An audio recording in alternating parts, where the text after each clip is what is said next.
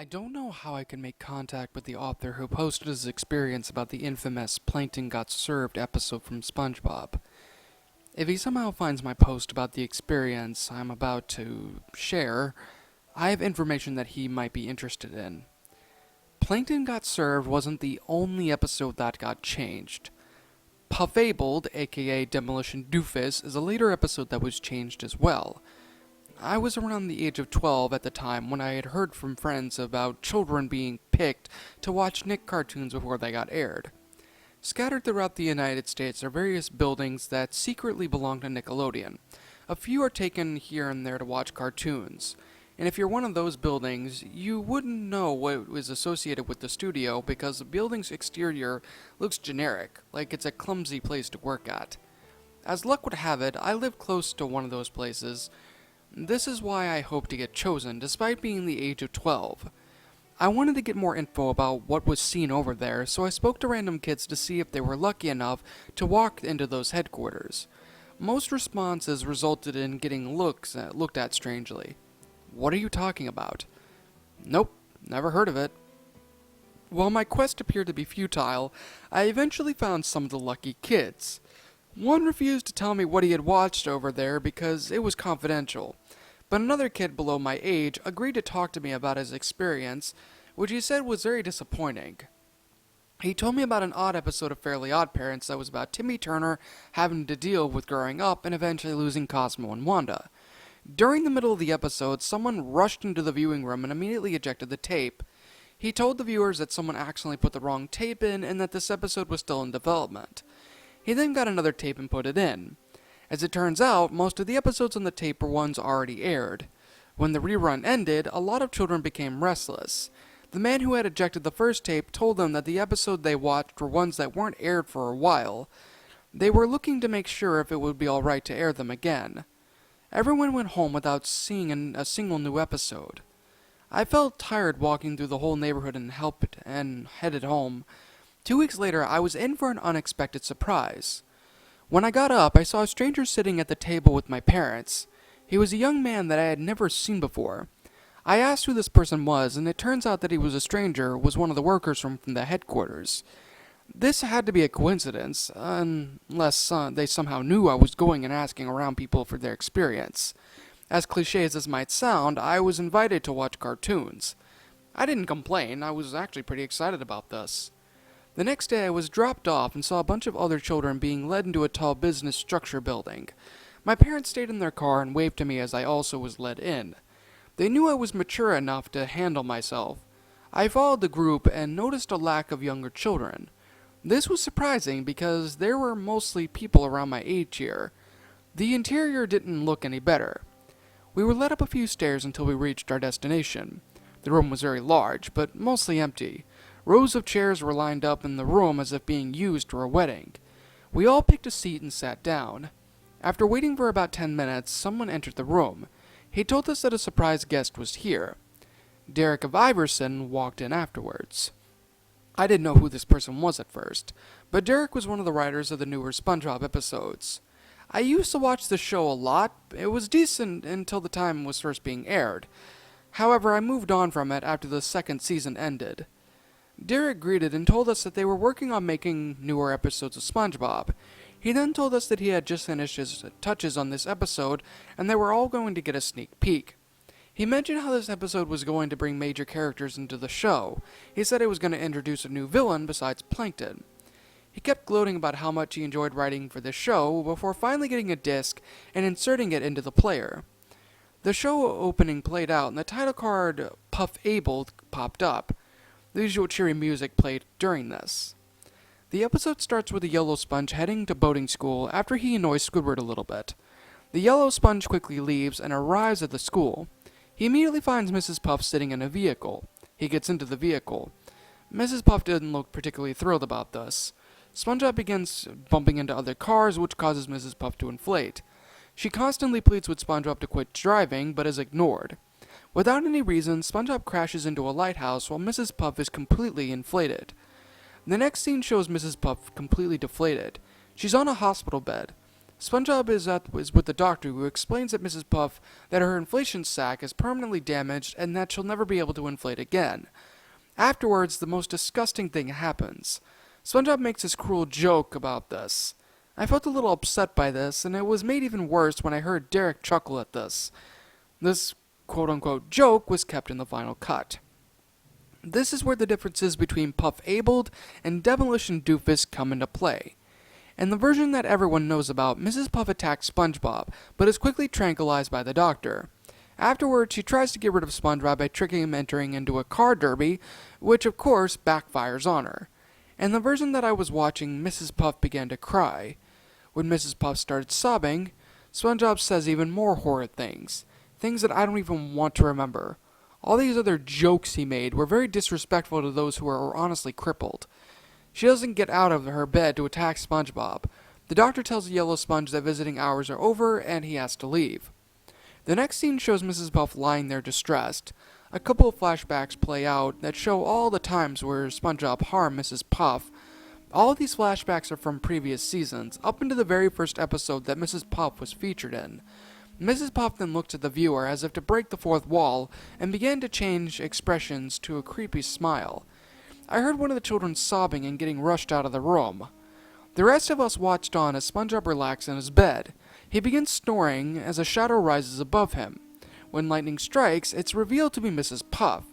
SpongeBob wakes up, thinking thanks to the lightning, and notices the intruder. SpongeBob doesn't recognize his teacher and screams as he makes a run for it.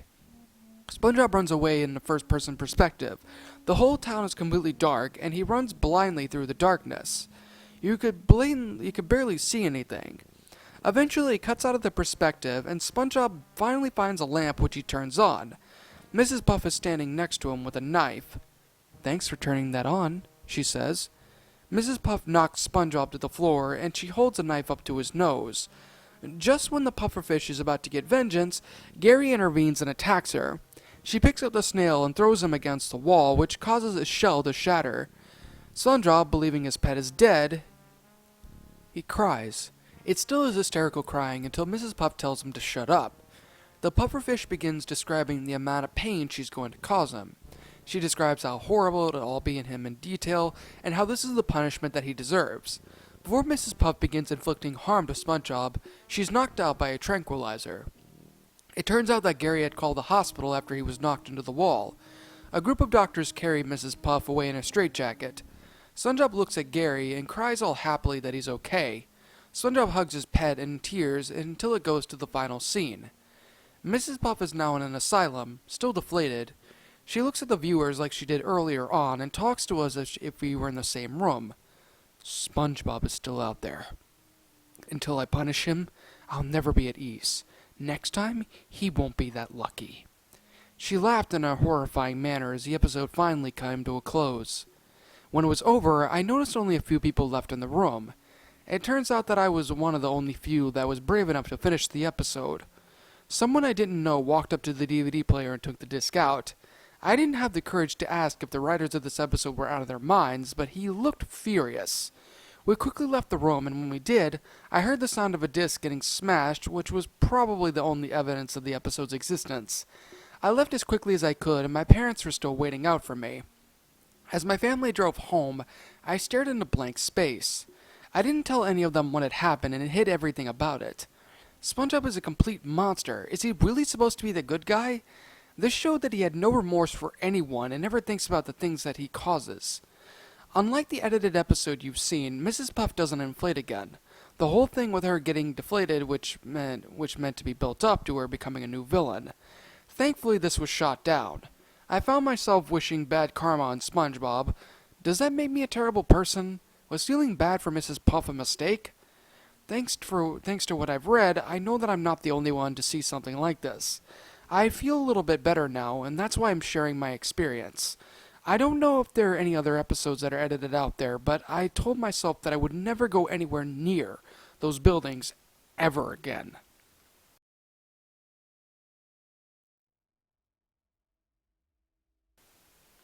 And that, my little shadows, was SpongeBob Lost Episode Puffabled, a SpongeBob Lost Episode creepypasta, and a great one at that.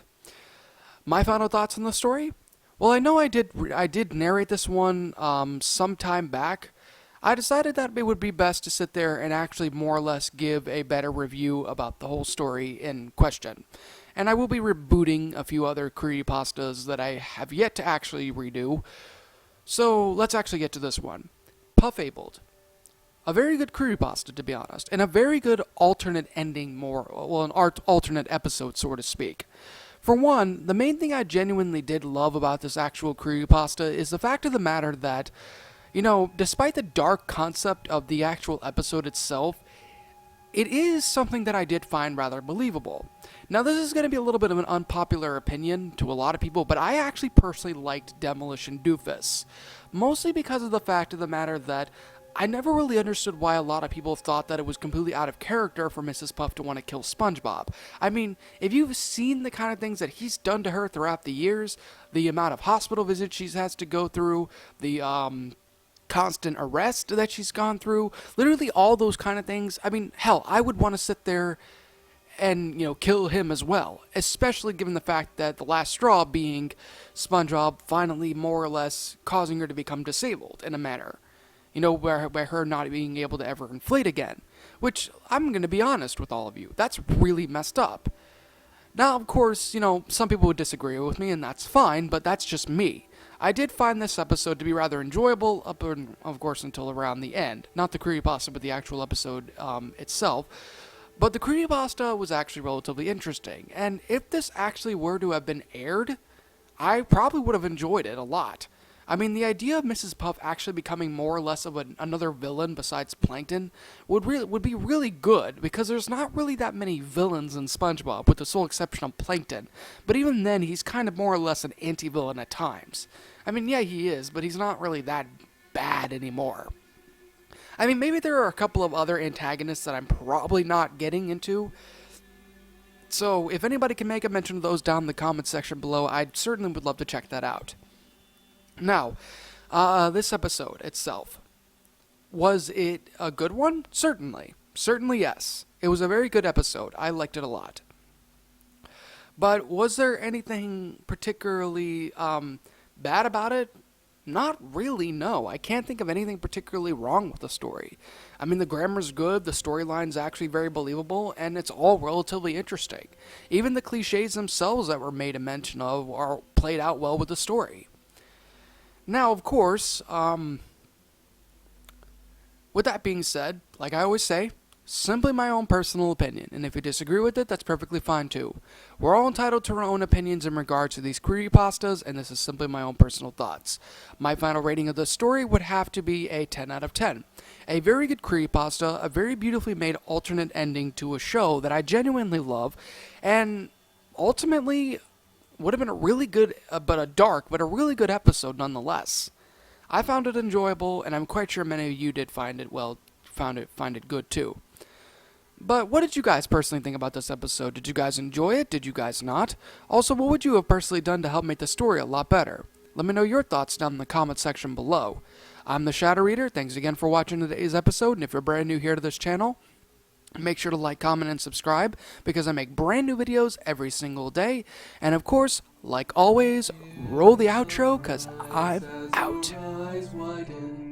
Your mouth goes dry with each battered breath. You try to scream, your mind begs to leave. Glued to your computer screen.